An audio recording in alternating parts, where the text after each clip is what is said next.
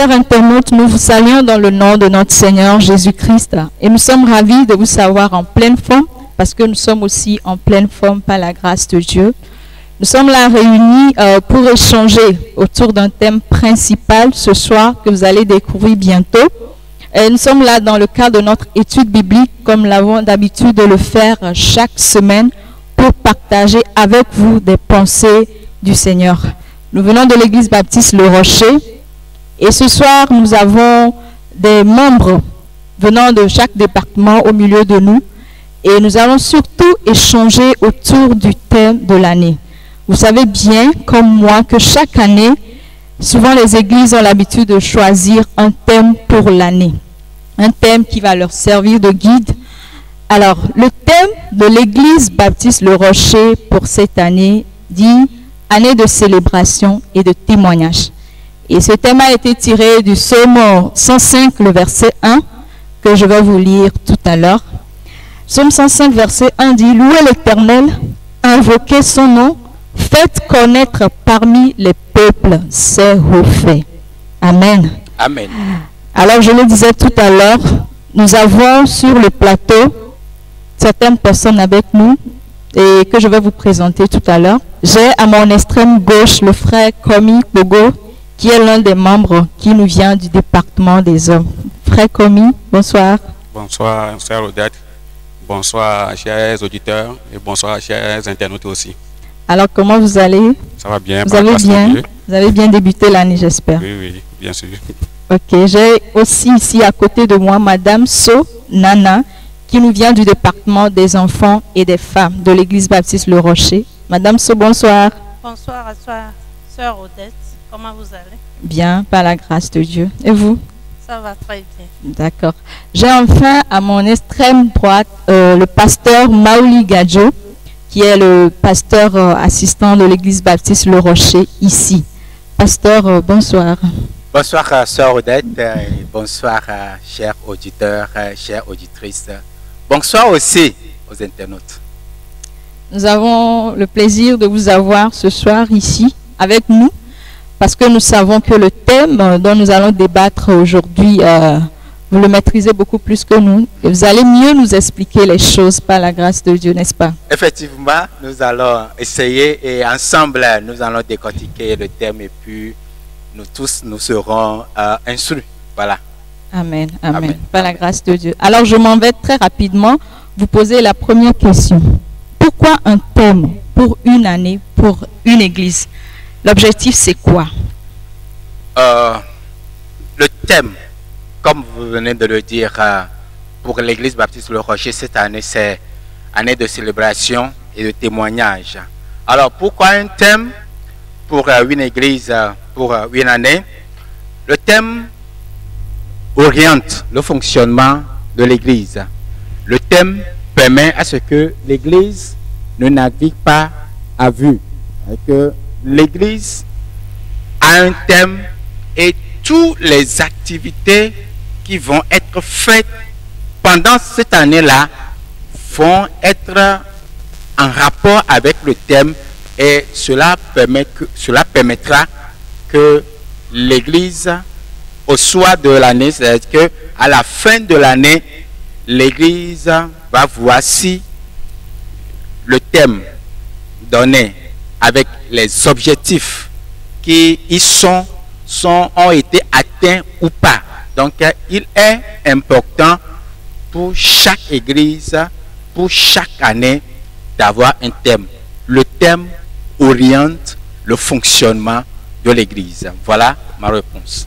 Le thème oriente le fonctionnement de l'église. Donc, si je comprends bien, c'est un danger pour une église de ne pas choisir un thème en début d'année, c'est ça? Et effectivement, c'est un grand danger pour l'église parce que quand il n'y a pas de thème, il n'y aura pas d'évaluation. Et quand il n'y a pas d'évaluation, le fonctionnement de l'église sera un fonctionnement qui ne va pas amener l'église à atteindre ses objectifs. Donc, il est très important pour chaque église, même pour chaque structure, d'avoir un thème pour l'année. Merci, pasteur. Alors, cher pasteur, j'aimerais rebondir un peu par rapport à ce que vous avez dit. Oui. Bon, le choix d'un thème pour l'année, est-ce que, bon, son origine c'est quoi? Ça tire son origine d'où? Est-ce que les églises antiques ont toujours eu un thème pour l'année ou bien c'est une innovation? Ok, quand vous allez sonder les Écritures, vous n'allez pas voir pour une église que au début de l'année, il y a un thème. Donc, c'est une innovation par rapport à l'évolution de l'homme, par rapport à l'évolution des structures. Donc, c'est une innovation pour permettre à ce que chaque église ou bien chaque structure de ne pas fonctionner dans le vide. Dans le vide. Donc, ce n'est pas, on ne le trouve pas dans la Bible. Il n'y a pas, enfin, pour le moment, je n'ai pas encore trouvé dans la Bible pour une année, ou bien, oui, pour une année, une église choisir un thème pour l'église. Je n'ai pas encore vu, peut-être je vais poursuivre les recherches par rapport à cela et revenir éclaircir les uns et les autres. D'accord, merci beaucoup pour l'explication. Oui. Maintenant, j'aimerais savoir aussi pourquoi il n'y a pas un thème pour l'église universelle. Les thèmes diffèrent d'une église à une autre. Alors que nous sommes tous des chrétiens, des enfants de Dieu. Normalement, Dieu devait nous donner un thème pour toutes les églises. Je ne sais pas si vous me comprenez bien. Okay. Donc maintenant, le constat est qu'il y a cette église qui a un thème pour l'année. Il y a une église qui est à côté qui a un autre thème pour l'année. Ça fait qu'on ne sait plus comment s'y prendre. D'accord. Finalement, on a plusieurs thèmes pour l'année, venant d'un seul Dieu, en fait. Voilà. On se pose des questions. Ok, donc il faut dire que chaque église a ses réalités. Chaque église a ses réalités, chaque église a ses besoins, chaque église a sa vision, ou bien Dieu communique à chaque église une vision.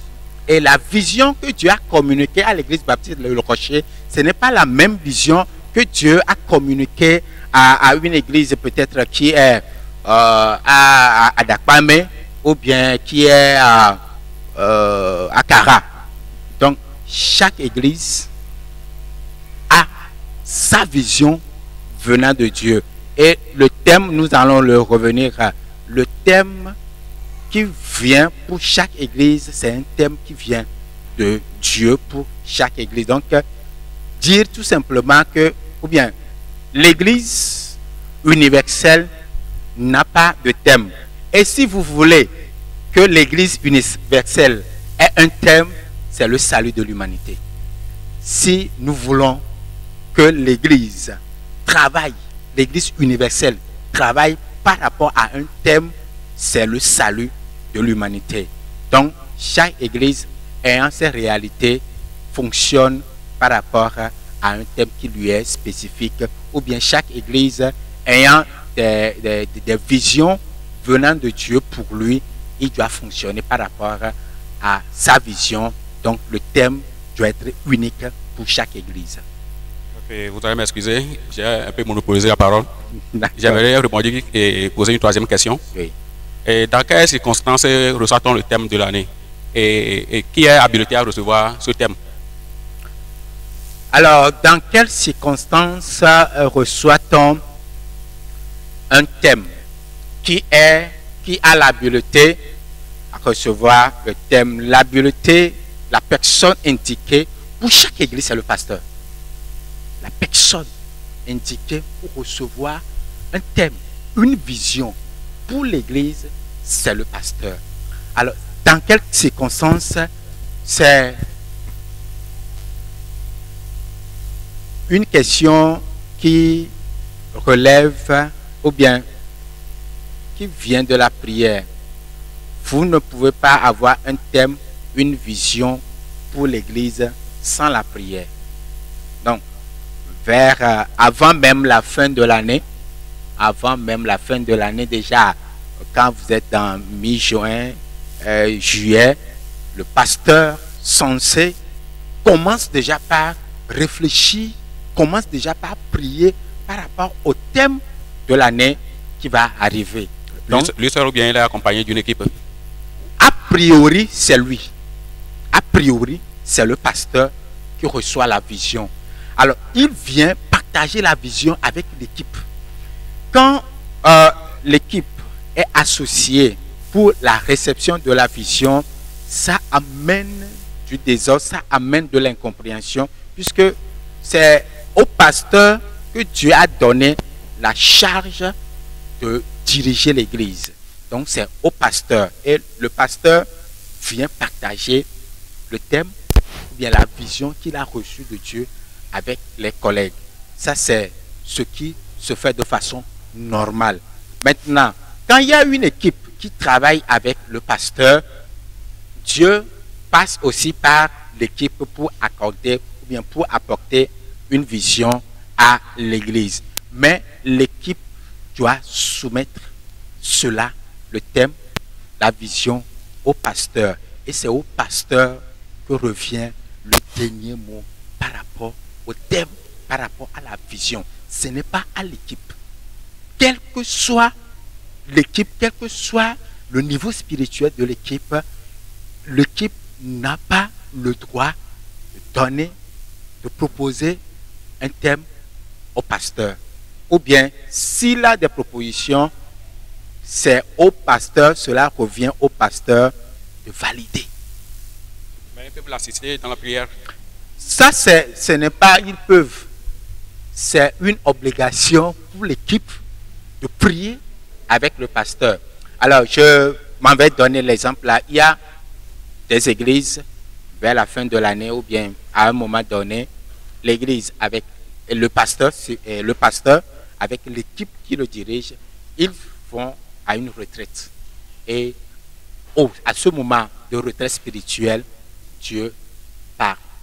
Donc, il est indispensable à l'équipe de prier avec le pasteur pour la réception de la vision. Mais souvent, c'est au pasteur que Dieu révèle la vision ou bien le thème. Voilà ce que je peux dire. Ok, merci beaucoup, pasteur. Lorsque le frère Komi posait tout à l'heure la question, une question m'est venue à l'idée.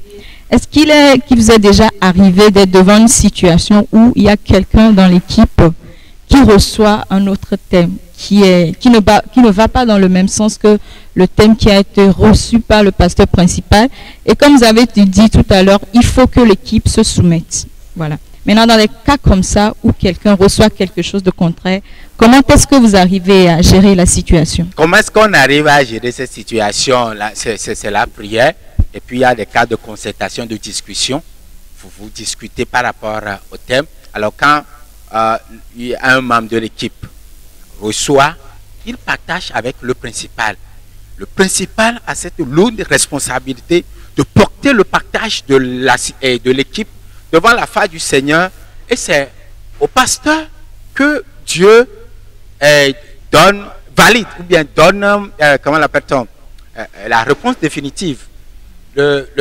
L'équipe ne doit en aucun cas imposer ou bien amener le pasteur contre son gré à militer ou bien à fonctionner dans un thème. Ça ne peut pas marcher, puisque c'est le pasteur qui est là, qui a plus de sens spirituel par rapport à la vie de l'Église.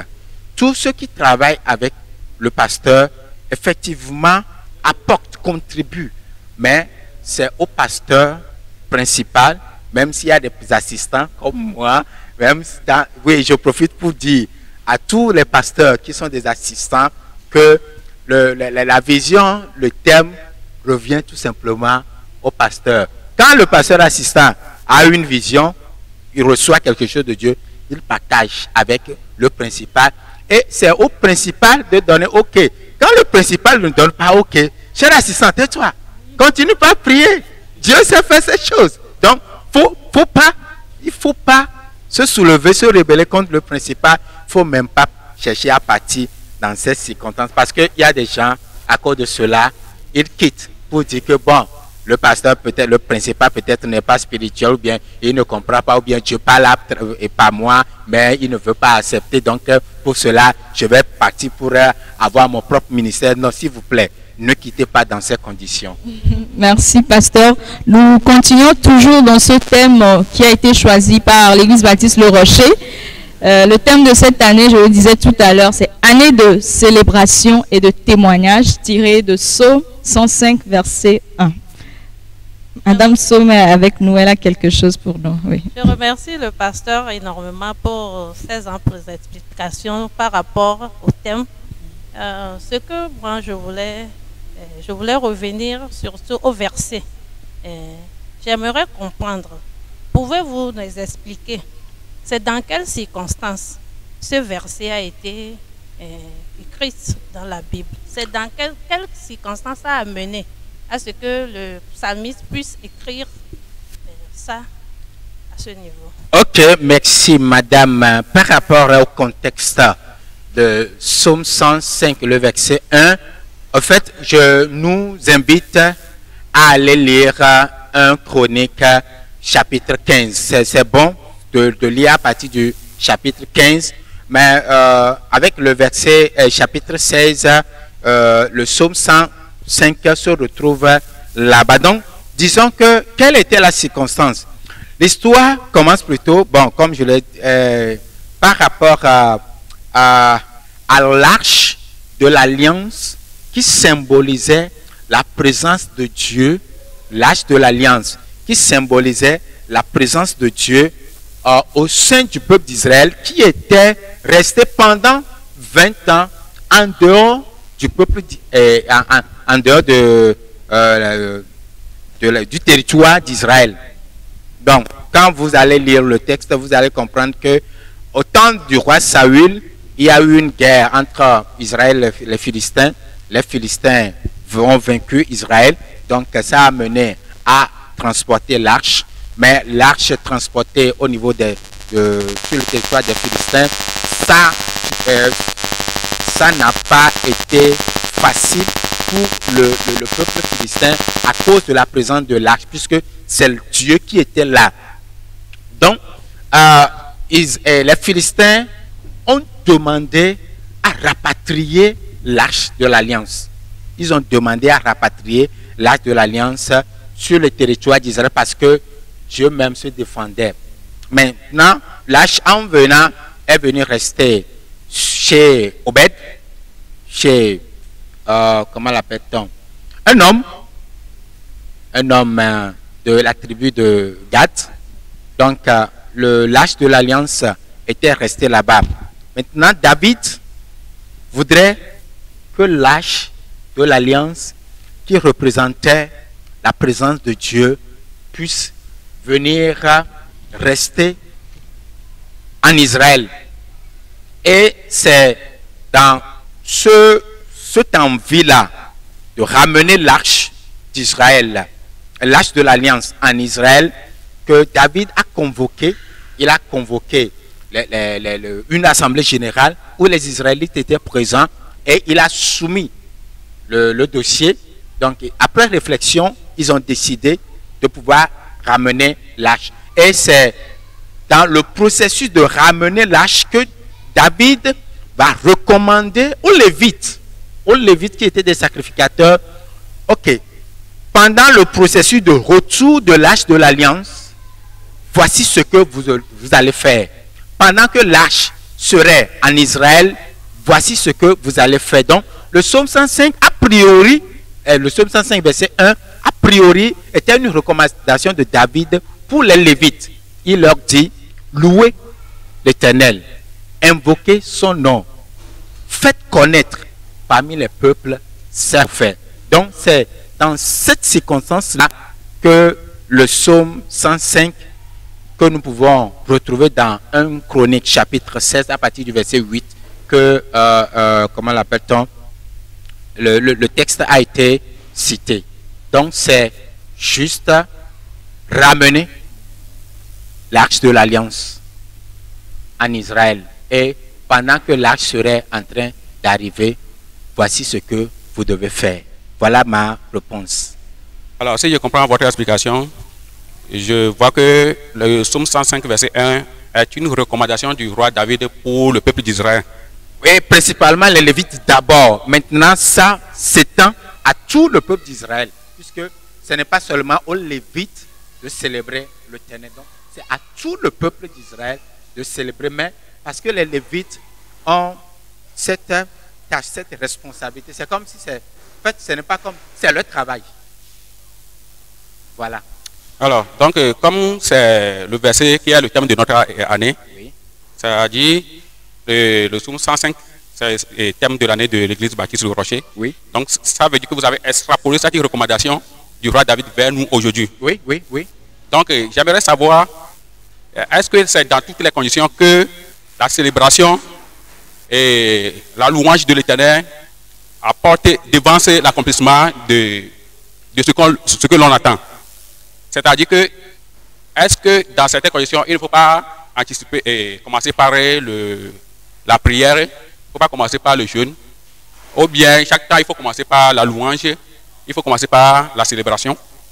Si c'est comme ça, dans quelles conditions? Comment on peut les dispatcher? D'accord, ok. Dans le mot célébration, bon, l'occasion nous serait donnée pour plus d'explications. Quand on dit célébrer, quand on dit louer, ce n'est pas tout simplement chanter. Ça ne se résume pas tout simplement chanter. Même quand vous priez, vous louez le Seigneur. Puisque dans les mots de prière, les mots des chants, dans les chants, que ce soit dans les chants, que ce soit dans les prières, c'est les mêmes mots que nous utilisons. Donc, il n'y a pas une condition, ou bien il n'y a pas une situation déterminée pour dire que, bon, c'est dans cette situation-là que nous allons louer le Seigneur. Et ce n'est même pas aussi... Bon, je le dis, il y a plusieurs manières de louer, de célébrer le Seigneur. Il y a plusieurs manières. Donc, le temps, on reviendra par rapport à ces manières de célébrer. Donc, si vous priez, vous témoignez, toutes ces choses-là, vous invoquez, toutes ces choses-là font partie de la manière de célébrer. Même si vous dansez, vous êtes en train de célébrer le Seigneur. Même si vous prêchez la parole, il y a la célébration de Dieu dans cette prédication que vous êtes en train de faire. Maintenant, Merci beaucoup. oui. Dites-moi, pasteur, est-ce que c'est toutes les célébrations qui apportent des témoignages après? Est-ce que c'est toutes les témoignages et c'est toutes les célébrations qui apportent des témoignages, évidemment? Bon, je vais le prendre de façon terre à terre. Vous venez chez un homme, vous le louez pour ses qualités. Vous lui dites ce qu'il est, ce qu'il fait. Mais vous pensez que la dureté du cœur de cet homme-là serait insensible à ces louanges que vous faites à son endroit? Non. Donc, toujours est-il que lorsque nous venons pour célébrer le Seigneur, il y a des témoignages qui s'ensuivent. Maintenant, on viendra une autre fois pour voir ce qu'est le témoignage. Le témoignage là, c'est quoi on met dans ce témoignage? On reviendra aussi par rapport à ça lorsque les occasions nous seront données pour des études bibliques.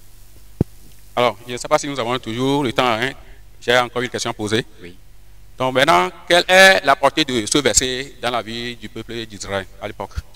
Alors, quelle est la portée de ce verset dans la vie du peuple d'Israël? Je vais dire que l'arche de l'alliance symbolisait la présence de Dieu au sein du peuple. En ce temps-là. Alors, l'absence de l'arche de Dieu, c'est comme les enfants d'Israël étaient sans protection, étaient sans ressources, étaient sans, comment l'appelle-t-on, sans père. C'est comme ils sont des orphelins. Puisque l'arche, c'est la présence, ça symbolise la présence de Dieu. Donc, quand l'arche est là, il y a la protection qui est là. Quand l'arche est là, il y a la sécurité et il y a, comment l'appelle-t-on, on se sent à l'aise. Les Israélites devraient, avec la présence de l'arche, se sentir à l'aise. Je vais donner un exemple. Vous allez voir que dans les combats, quand le combat devient difficile, quand ça semble que les Israélites n'ont pas d'issue, quand ils apportent l'arche de l'alliance sur le terrain de combat, Israël devient automatiquement vainqueur. Donc, la présence de l'arche avec les Israélites cela leur donne la joie de vivre, une raison d'être. Voilà ce que je peux dire par rapport à cette question. Donc la présence de l'âge représentait la présence de Dieu au milieu d'eux. Oui, au milieu d'eux. Ok. Donc, je ne sais pas, je peux revenir en arrière par rapport au choix du thème, Oui, si vous le permettez. Hein? oui, oui. Ok. J'aimerais savoir, au cas où celui qui est habilité, comme vous l'avez dit, le révérend ou bien le leader de l'église se présente devant Dieu pour recevoir le thème de l'année, accompagné de vos prières. Oui, Et il peut arriver que Dieu ne lui communique pas un thème. oui. Et si ça arrive, comment vous gérez cette situation? Alors, si ça arrive que Dieu ne communique pas un thème, et c'est aussi une occasion très rare, mais il y a aussi cet élément, je ne l'avais pas souligné, quand une église, l'église c'est une structure, c'est une organisation aussi. L'église c'est aussi une organisation. Alors, dans chaque organisation, il y a toujours des bilans qui se font à la fin de l'année et des projections qui se font au début de l'année. Alors, quand il n'y a pas un thème, quand il n'y a pas une vision, le pasteur, avec son staff, fait le point. Qu'est-ce qui s'est passé dans l'année? Quelles ont été nos forces? Quelles ont été nos faiblesses? Une évaluation, un bilan. Et c'est à partir de cela, le pasteur peut projeter, peut amener à proposer un thème et à discuter avec son staff par rapport à, bon, voilà, au regard de ce que nous avons vu l'année passée, au regard de ce qui s'est passé, ce qui ne s'est pas bien passé, on entrevoit travailler cet aspect-là, renforcer cet aspect-là, ou bien œuvrer pour qu'il y ait un changement dans cette situation. Donc, il y a aussi cet aspect-là que les pasteurs ont pour pouvoir trouver un thème, une vision pour l'année. Nous vous remercions, le pasteur. Je reviens par rapport aux enfants d'Israël. Au retour de l'arche, ils étaient vraiment contents, très heureux. Et j'aimerais demander, qu'est-ce que l'Éternel attend de nous, les chrétiens d'aujourd'hui? Dieu attend que nous puissions le célébrer. Dieu attend que nous puissions l'invoquer. Dieu attend que nous puissions témoigner de ses refaits. Que cela soit dans nos lieux de service, dans nos lieux de maison, quel que soit l'endroit où chaque enfant de Dieu sera, Dieu attend de nous de le célébrer, de l'invoquer et de témoigner de son nom. Voilà ce que je peux dire. Alors, vous convenez avec moi que célébrer Dieu avant l'accomplissement de ce que l'on attend de lui est un peu difficile. Donc maintenant, comme vous l'avez dit maintenant, Dieu attend de nous de le célébrer, de l'invoquer. Oui, invoquer d'accord, mais de le célébrer. Comment vous pouvez inculquer ça au peuple? De commencer par célébrer Dieu avant d'atteindre la réalisation de ce qu'il veut recevoir de Dieu. En fait, célébrer Dieu n'a rien à voir avec la situation dans laquelle nous nous trouvons. Si nous voulons célébrer Dieu par rapport tout simplement à ce qu'il a fait, ou bien parce que je suis en joie, c'est pourquoi je voudrais célébrer l'Éternel, là, nous n'avons pas compris grand-chose. Mais dans la nature humaine, c'est comme ça. On aime recevoir d'abord avant de dire merci. De dire merci. Donc, c'est comme ça, sur le plan spirituel aussi, on attend la réponse de Dieu et après on le célèbre. Non. Pour le chrétien que nous sommes, nous avons une arme qui fait que nous sommes différents. L'âme là, c'est que peu importe ce que nous sommes en train de vivre, nous célébrons le Seigneur avec cette espérance que le Seigneur va faire quelque chose. Ce n'est pas que je vais attendre que le Seigneur va me faire quelque chose, non. Je le célèbre par anticipation. Et c'est là où les gens vont dire que vous êtes fous. Oui, la folie de Dieu, la Bible a dit que c'est plus que la sagesse du monde. L'âme que les chrétiens ont, c'est que nous avons cette foi, cette assurance que en célébrant le Seigneur, il fera plus que ce que nous attendons. Cela ne dépend pas du degré de spiritualité de la personne. Cela ne dépend pas du degré de spiritualité de la personne. Une fois que la personne a, parce que un laïc qui vient de commencer, comment on peut le motiver à commencer par célébrer l'Éternel? Ok, bon, là je reviens par rapport à... j'ai souvent l'habitude de dire que il faut revoir qu'est-ce qui s'est passé que tu es devenu chrétien.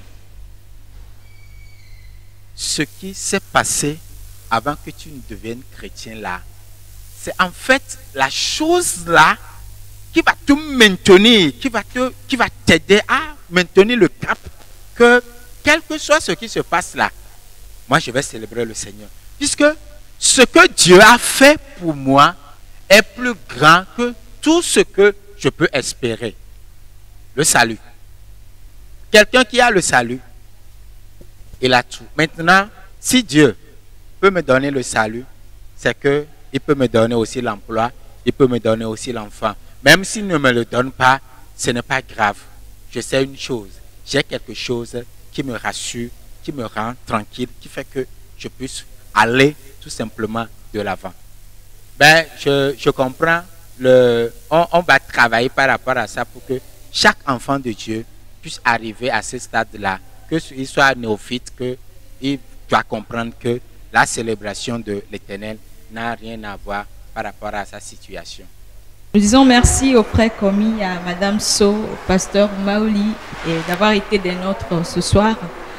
Nous sommes presque à la fin et nous avons essayé de répondre à certaines questions, comme pourquoi un thème pour une année, pour l'Église, dans quelles circonstances est-ce qu'on reçoit souvent les thèmes pour l'année, et dans quelles circonstances également ce verset a été prononcé dans la Bible et quelle est la portée de ce verset. Nous vous donnons encore rendez-vous très prochainement. Ne nous quittez pas, soyez scotchés à notre chaîne, aimez, likez, partagez les vidéos et nous prions que ces partages soient vraiment une bénédiction pour vous. Nous prions que le Seigneur vous garde à la semaine prochaine. Jésus vous aime.